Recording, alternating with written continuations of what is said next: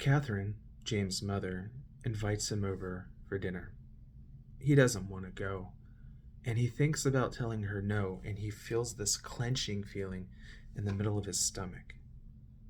And at that point, it feels as if it's impossible to say no. And we all can recognize how in our lives, this type of experience can really limit our ability to live the life that we want. We can feel controlled, trapped, and generally make us miserable. There's lots of stories about people dealing with a lifetime of anxiety around this or feeling depressed. So what I'm going to do today in this video is essentially help you learn the very first step of experiencing your own freedom. And the way we're going to do that is we're going to look at our thoughts and words and see how we end up giving our freedom away.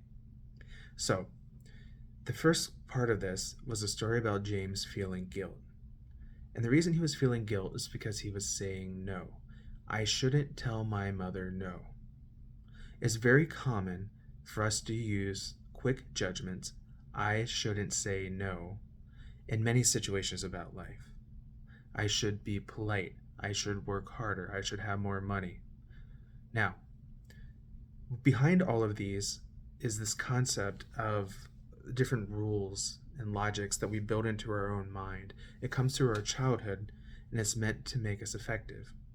The psychologist, Albert Ellis, called this masturbating, because we should, must, ought, and have to. And these are things we do to ourselves that end up controlling our life, and we end up giving away a lot of our freedom.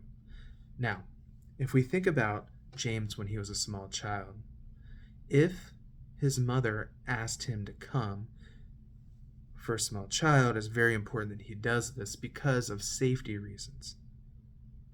Then, as he gets older, the safety reasons kind of subside, but we can also imagine reasons why a mother might choose to want her son to be around. She may want him to come help her. She may then, if he goes to say, no, well, I did all these things for you, and kind of encouraging this sense of guilt. So, here we have this issue where James lost so much of his sense of freedom because he should spend time with his mother. So, there are two primary ways to address this. So, whenever we say should, there is implied causality. A then B equals C. I should spend time with my mom so that B, I'm safe? Well, that doesn't make sense anymore. I should spend time with my mom so B, she feels loved.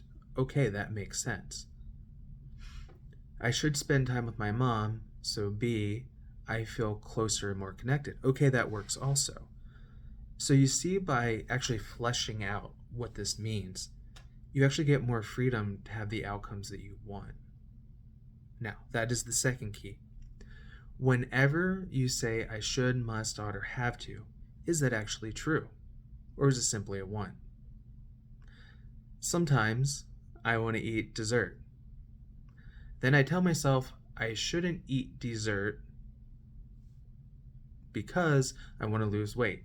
Okay, well, that sounds fine. I shouldn't eat dessert. Well, maybe there's not a good reason. Maybe I want to. And the question is, what do you actually want more? And when you start changing, I should spend time with my mom, I shouldn't tell her no, to I want to spend time with her, or I don't want to spend time with her, you then have a greater grasp of what this actually is in your own life. And just a little snippet to add to this. This is actually called an interjection. This comes from Fritz Perls Gestalt therapy. And the idea is that the word jekt, the Greek root, means to throw, and intro means into. So you're throwing morality into someone else. Parents throw their morality into their children, and there are good reasons to do this. So that way the children function well in society, so that they're safe, so that way they learn how to deal with their emotions. And when we actually talk about other people as grown adults, it's wise for us to be thoughtful about when we use the word should. You should do this. And it happens all the time, where one person will say to another, oh, you should do this, or you shouldn't drive too fast, or you should save more money, or And these are all judgments. So that being said, I appreciate you taking the time to watch this video. I'm going to keep after it, and there'll be more coming. Take care.